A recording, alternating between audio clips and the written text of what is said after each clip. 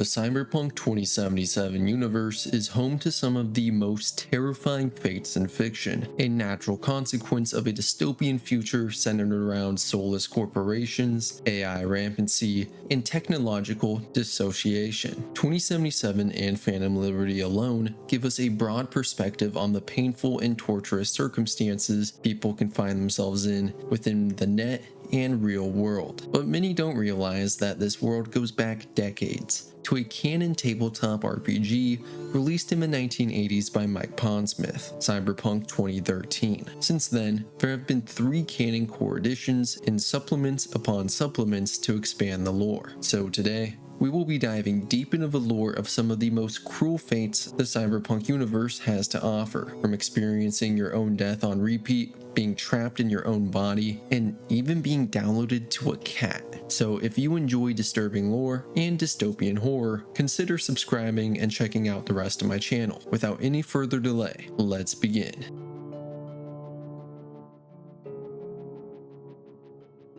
The infamous Soulkiller program began innocently enough. While under the employment of ITS, Alt Cunningham began work on the initial concept, a storage matrix intended to contain artificial personalities. But as development unraveled, she was shocked. She had somehow written a matrix that could very well be used to not only store the minds of living persons, but to transfer these digitized engrams to and from physical bodies seamlessly. Alt envisioned it as a form of immortality, a tool to preserve the consciousness and memories of dying individuals. But ITS saw a different opportunity in the expertly spun code. It assumed control of the data matrix's program and renamed it Soulkiller, using her foundational work to build a killer, corrupting what could have been a tool for immortality into an anti-personnel program, capable of tracing and extracting the mind of an intruding netrunner in seconds. Its only saving grace being its inability to leave the system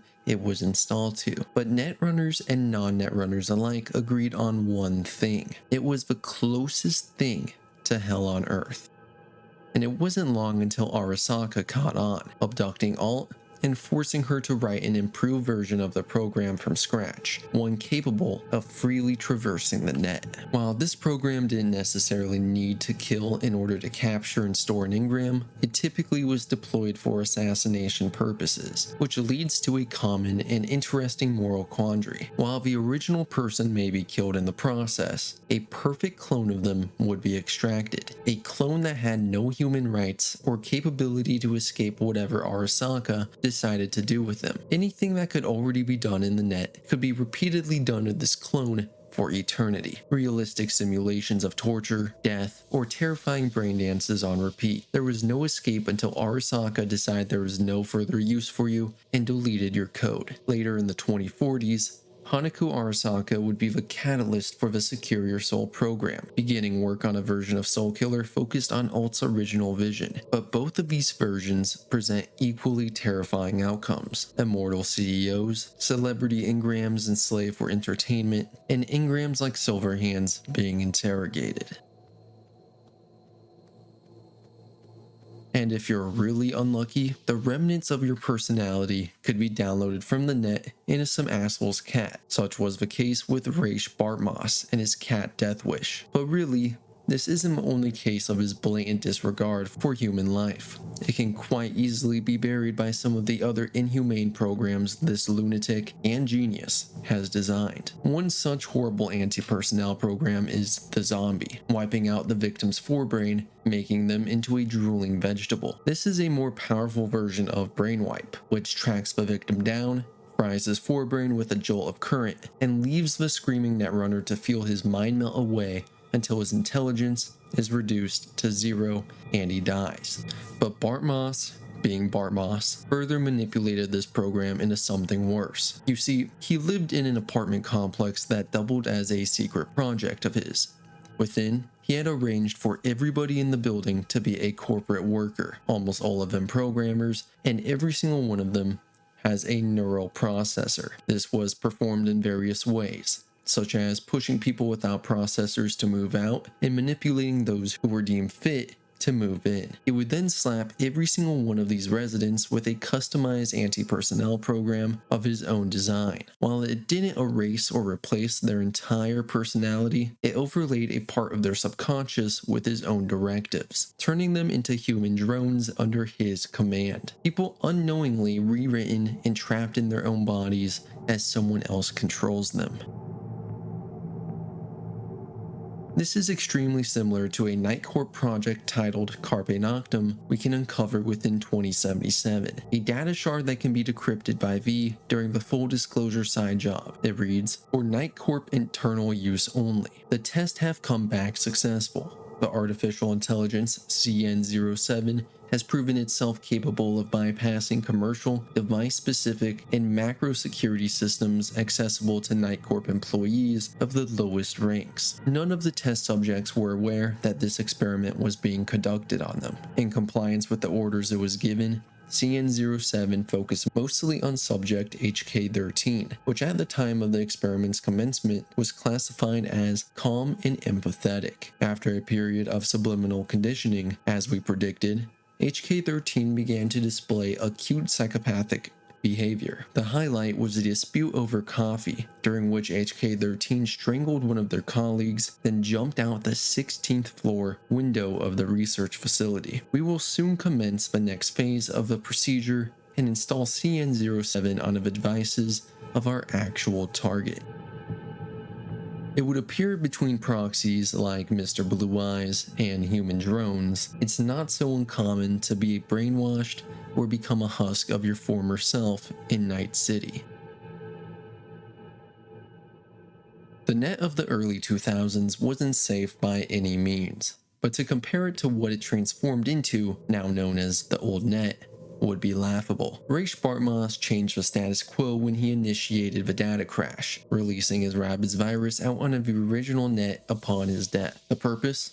To breach all corporate data fortresses and unleash their data onto the net for all to access, thereby collapsing the hierarchy as it was known. But he failed to place the necessary parameters on his virus. It mutated and went out of control, violently attacking and infecting anything and everything. Netrunners, corporations, governments, it didn't discriminate. It had infected 78% of the net in a matter of months. But the scary part wasn't the economic collapse, data corruption, or even death itself. It was the countless military-grade AI that were unshackled and mutated into extremely dangerous entities that would go on to mix into the endless droves of Rabbids that spread across the net. It was these unstoppable forces that forced Netwatch to collaborate with Alt Cunningham to construct the Black Wall, a potent AI with the sole task of blocking off sections of the net that had been overrun by rogue AI. But really, it was just a band-aid solution, a flimsy gate that is bound to fail. You see,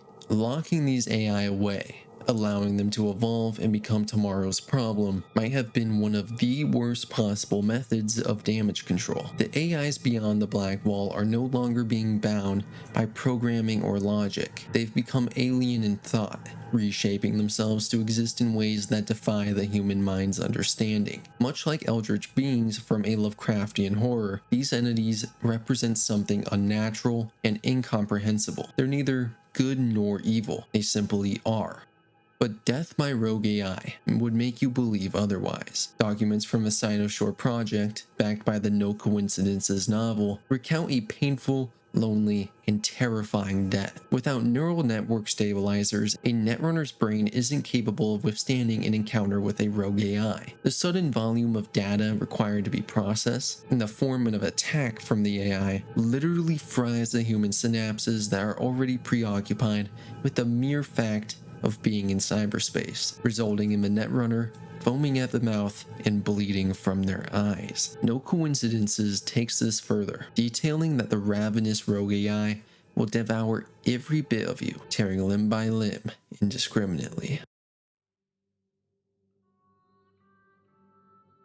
Braindances are one of Night City's great promises, an escape hatch from reality, a way to slip into someone else's skin, feel what they felt, think what they thought, live their memories with perfect sensory fidelity in their pure, unedited form. BDs are overwhelming, raw emotional spikes, pain, terror, adrenaline. Most people can't handle this. That's why BD editors scroll them, filtering out the fear, the agony, and the sharp edges of human experience no one actually wants to feel. But not all editors are interested in making something safe, nor are all viewers interested in something tame. Some specialize in XBDs, illicit brain dances built around shock, violence, suffering, and death. Snuff-grade sensory art designed for people who've gone numb and want to feel something again. And one such editor is Jimmy Kurosaki, a man whose reputation in the underworld is built on producing the cleanest, most immersive XBD loops money can buy, high-end commission pieces included. And in episode 5, David Martinez becomes his newest canvas. When David's crew attempts to abduct Kurosaki, the job collapses instantly.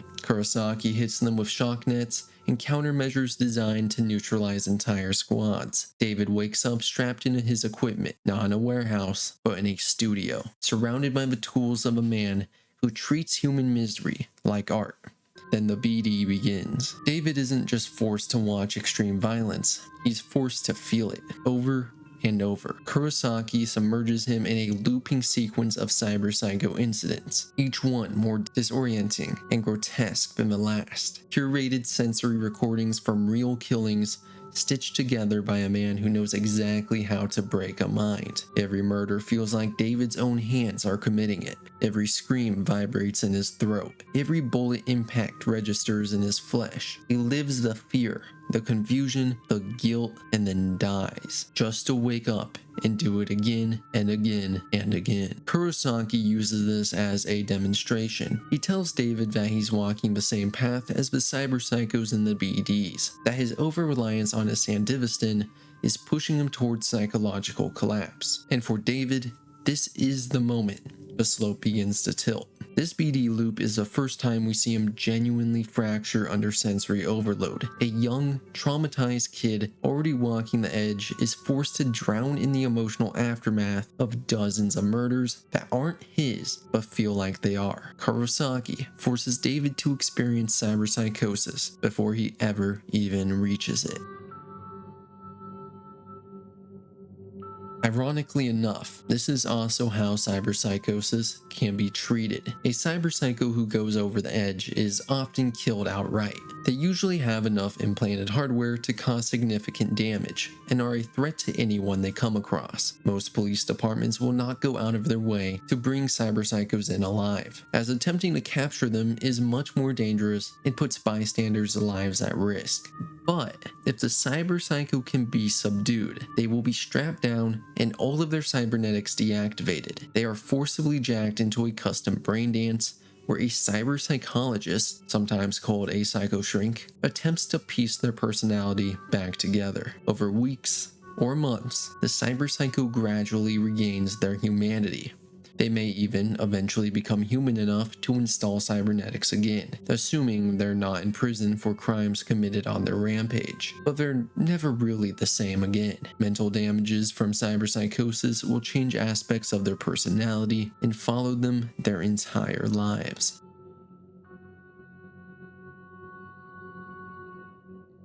Cyberware trafficking is one of the most brutal realities of Night City. For the victims, survival is rarely a mercy. Scavengers and black market ripper docs target anyone unprotected. The homeless, addicts, undocumented workers, and people who simply disappear without consequence. Once taken, victims are restrained in makeshift clinics, storage units, basements, abandoned med centers, where cyberware is carved out with crude tools and no anesthesia. The goal is simple: keep the victim alive just long enough to ensure the implants remain undamaged. Those who survive the extraction do so in conditions few can imagine. Many wake up with missing limbs, torn out neural ports, or optical implants ripped from their sockets. They're left bleeding in dumpsters, alleys, or the edges of gang territory, their bodies no longer functioning, and their minds fractured by pain, sensory loss, and trauma. Infection sepsis, and shock kill many of those people within hours. And for those who do live, survival becomes a prolonged sentence.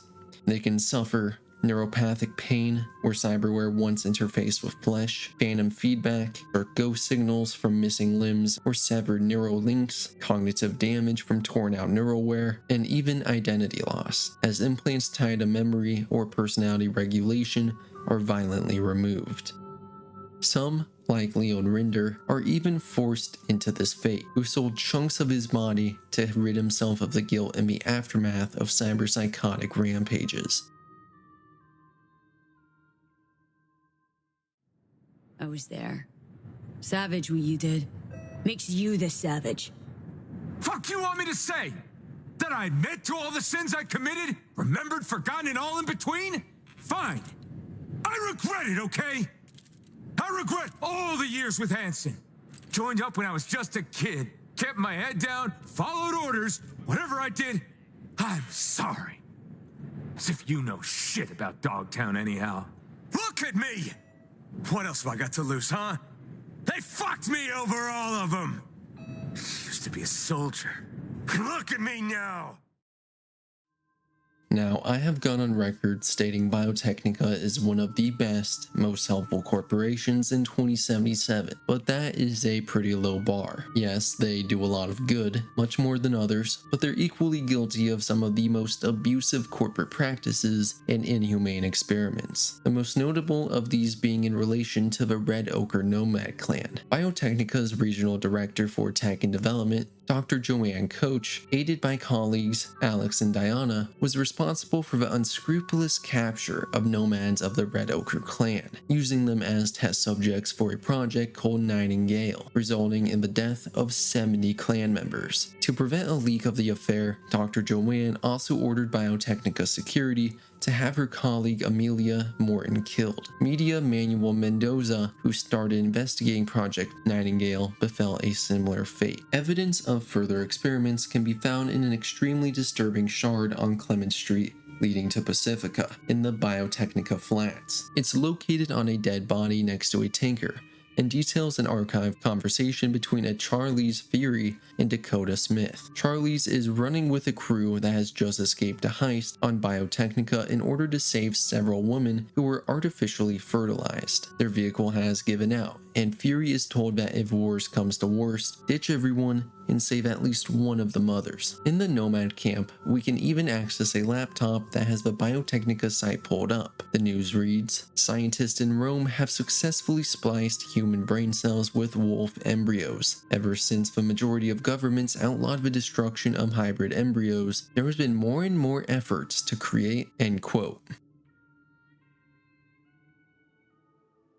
But it doesn't end with biological testing, as we see in cases such as David Martinez, Night City Monks, or even Adam Smasher. David Martinez just couldn't seem to catch a break. In episode 9, we see just how far corporations are willing to go to forcefully use someone as a guinea pig. David, Falco, and Rebecca are tricked into landing themselves in an Arasaka convoy surrounded by a Militech army, a gig designed to test an experimental cyber exoskeleton on David Martinez, forcing him to don the chrome in order to save his crew, all of which could have worked in David's favor if he had not found himself teetering the point of no return into cyberpsychosis, eventually being put down by Adam Smasher, who himself was a guinea pig for Arasaka, though much happier to oblige. In 2015, Adam was maimed by 2 rocket-propelled grenades during a gig in which he effectively died for over 8 minutes, until his brain was reanimated. Arasaka,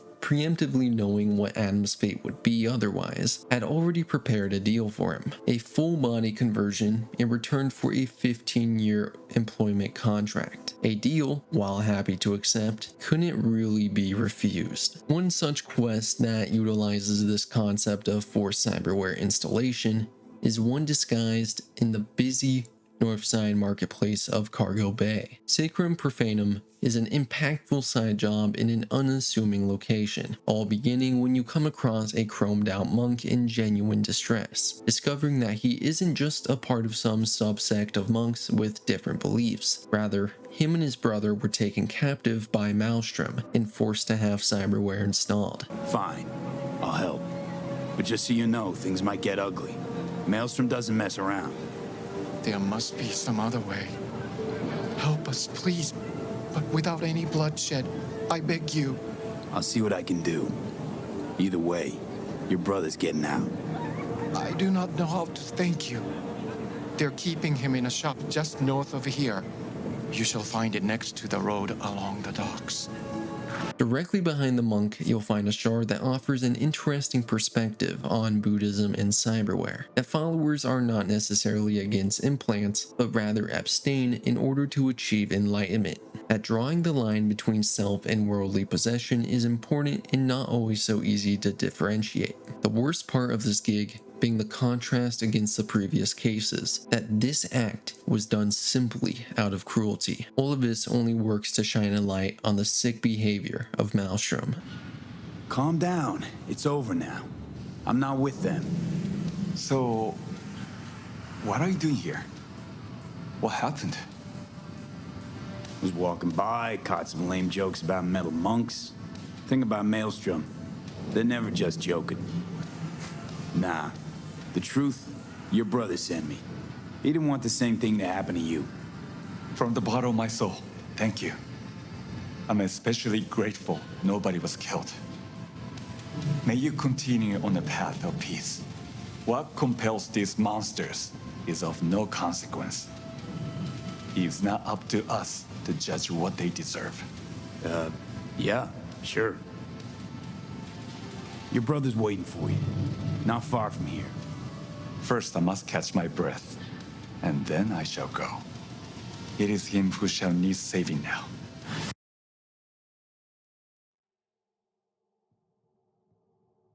In Vista del Rey, Haywood, a hidden shack with an alley can be found and snuck into through the ceiling. Within the shack, you'll find a disturbing scene. Empty cans, blood staining the floor, shelves of beef, and a man chained to a chair with a bursted stomach right in front of a plate of meat. This man is Jax Kermith, a BD scroller known for fattening people up with scop to their limits. Yeah, so what happened to him? Well, sometime before his death, he received an anonymous request from a fan to take his typical Braindances a step further, using meat instead of scop, and until the person's stomach burst. Jay was more than happy to entertain this production for the right price, and so a time and location was set. But when the time came for the cast to arrive, Jax discovered he himself was the cast, and the victim of his new XBD, forcing him to eat until his stomach could no longer handle it and burst. This has to be one of the most disgusting fates I've come across during my time in Night City. But of course, the real worst fate in the Cyberpunk 2077 universe is being stuck with an insufferable rocker boy in your head that acts as brain cancer. Just kidding, we love you, Silverhand, even if it results in V fading away. And that is everything I have to say for the terrible fates in the Cyberpunk universe. Now, the source books are massive and the details are endless, so this video could have gone on much longer, but I believe some topics deserve their own video. This was more or less meant to be a taste and a reminder of the disturbing nature of Cyberpunk 2077. Let me know all your thoughts down below, and if the video helped further your understanding of the strange, dark, mysterious. I know I've had a lot of breaks in my upload schedule, and I wish it wasn't the case, but honestly, those gaps are likely going to be ramping up even more. I hate to break this sort of news, but I find myself shipping out to basic training very soon, so my life is about to get a whole lot busier. I'll make videos when I can, especially for big events like Edgerunners 2, Orion, or other RPGs I find myself enjoying. This is also why I started my new audio-only series on Spotify and several other podcast providers. It's an in-universe radio show sharing obvious inspiration from Mike Pondsmith and his character Max Mike. The goal is to be providing immersive insight for cyberpunk lore through an actual character living in it all, displaying more accurately public perception of specific events, day-to-day life, and other exposition that is far more insightful when performed this way. I also hope that these broadcasts can be useful in cyberpunk tabletop campaigns. For this reason, I have a submission form linked below as well for any topics that might help you out, though there are some guidelines I need you all to follow, as I can't do hyper-specific requests, as everything is still intended for entertainment purposes to a general audience. This also means feel free to submit requests even if it's not for some campaign you're planning. I'm no Max Mike, but I hope to evolve this character, his show, and my own narrative skills in the future. The pilot is out now, so please go give it a listen. Any feedback is greatly appreciated. As always, a huge thanks to all the channel members up on screen. I appreciate all the support and am grateful for the opportunity to make content for you all. I wouldn't trade my past 2 years on YouTube for anything. Okay, well maybe a couple things, but the experience has been invaluable. So seriously, thank you to every single viewer, subscriber, and member. Make sure to have a great week, and I will see you later, chooms.